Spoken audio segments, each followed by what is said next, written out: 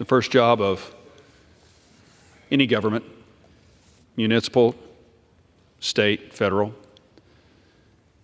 is to protect her citizens.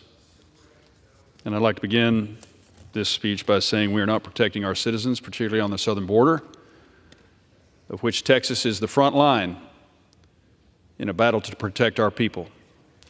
And we're losing 200 Americans every day to fentanyl poisoning, compounds of which are coming from China, manufactured by the cartels, and killing wartime numbers of Americans. In World War II, we lost 305 Americans every day fighting tyranny overseas. Today, we're losing 300 Americans every day to fentanyl poisoning and drug overdose. We must start there. But as many of you know, from time to time, I address the House floor with my version of a speech that my childhood pastor would give every Sunday called Joys and Concerns. During this, he would highlight some of the remarkable things that people would accomplish in our district.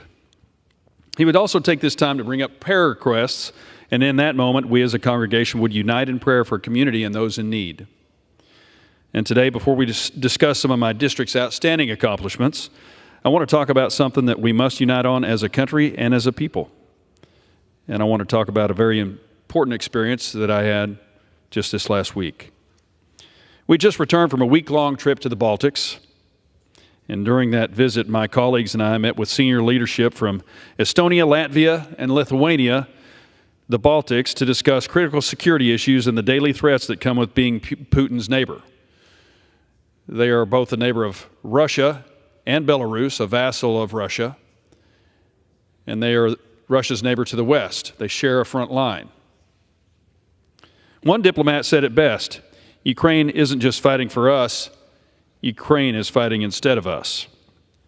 Because his people understand what life looked like under Russian rule or Soviet rule, which these days looks very much the same.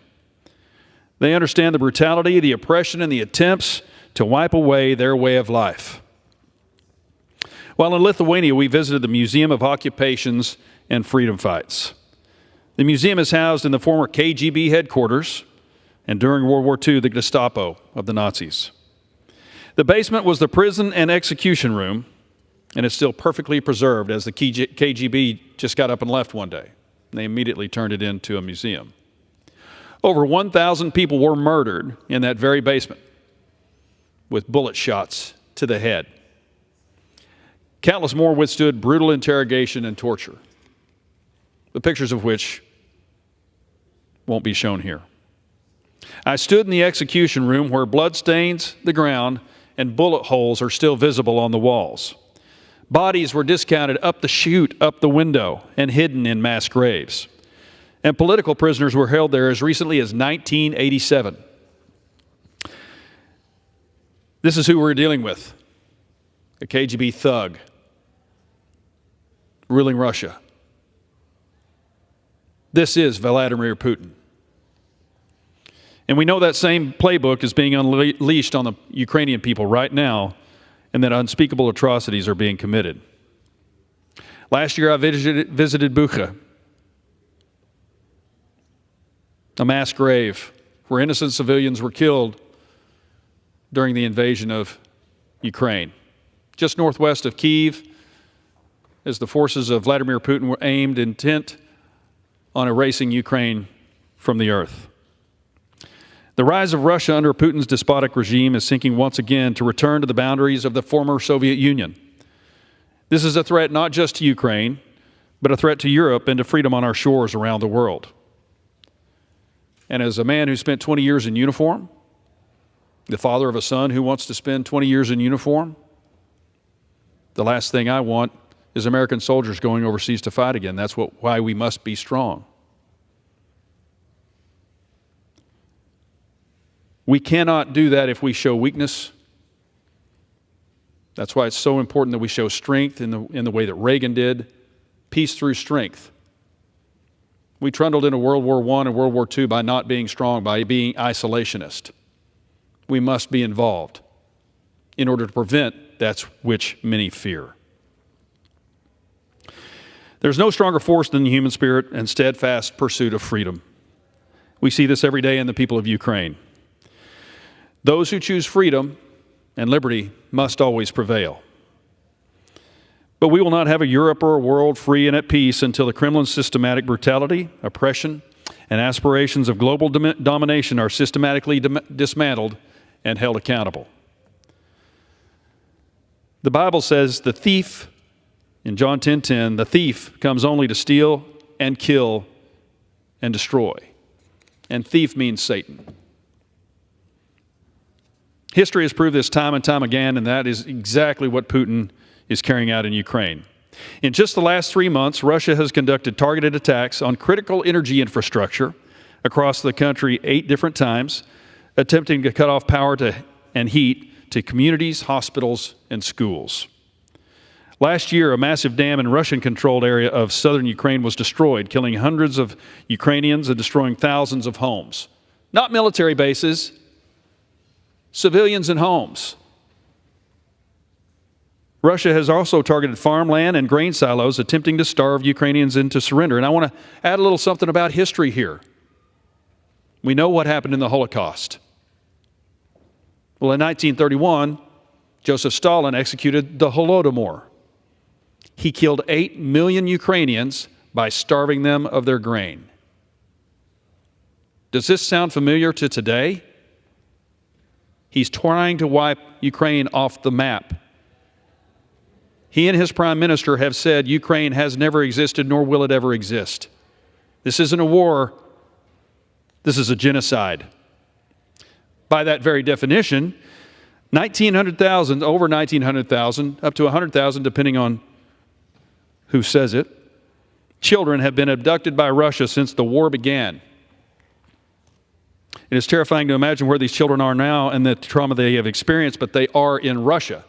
They being Russified. They have been stolen from their parents. They have been kidnapped to learn Russian and the Russian way of life. By definition, that is a genocide. Kill, steal, and destroy. Russia is attempting to erase Ukraine and its people. Putin's intentions are clear. We saw it in Georgia in 2008. We saw it in Crimea in 2014. That was not an annexation of Crimea. That was the invasion. There's no such thing as annexation of an existing country recognized by the UN. It's an invasion. The world responded with appeasement just like they did in 1938, just like they did in the Sudetenland. Here, please take this. Take this and be happy. You can have this people. You can have these millions of people. Just please don't go any further. People are hoping Putin's global ambition will melt away, but it won't. History repeats itself. In fact, it usually repeats itself every 80 years. And Putin is attempting to redraw borders and erase sovereignty through brute force. And those Baltic countries know who's next. We must be unapologetic in exposing the Kremlin's global ambitions for what they are. The preservation of Ukraine's sovereignty and existence and the boundaries of the free world are at stake. NATO's eastern flank is the next frontier. And we must be clear-eyed that any friend of Putin is an enemy of freedom. Let me point out who Putin's allies are. Communist China is bankrolling the Kremlin's imperialism and the largest war in Europe since World War II. Their ability to regenerate their war machine in the last year is solely due to the input and the money from China. Iran is supplying drones, arms, and ammunition, an essential lifeline to Putin's continued brutality. Cuba is sending troops to train in Belarus and Russia, while a Russian warship made a port call in Havana, just 90 miles from the U.S. This administration's response? Silence.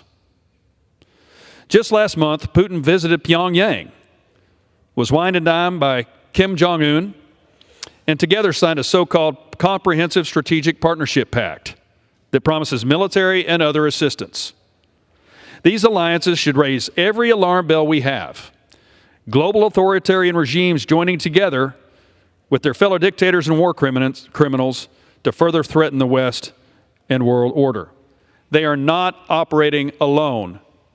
They are operating in unison in three current wars going on right now: in the Middle East, in Ukraine, and technically in North and South Korea, which was not an armistice. It was a ceasefire. So while the debate over the last few years has focused on arming and supporting the Ukrainian people, we also need to speak plainly about the need to defeat Putin's Kremlin. Some are fearful of this language, fearful it will cause escalation. But you can't participate while worrying about that. We know one thing of the Kremlin: he only responds to power and strength. Churchill, in 1946 at a university in Missouri, after he had been summarily released from his duties as prime minister after winning the war, along with his allies, came over here and said during the Iron Curtain speech that the Russians only understand one thing, and that's force. I wish it weren't true. We all wish it weren't true, but it is true. You can't turn your back. You can't bury your head. You can't act like it's not happening because it's inconvenient to the rest of the world. So this is a 1938 moment. Will we rise to the task? Will we learn the lessons of our history? Or will we allow Russia to topple Ukraine and carry on anywhere it wants to in Europe?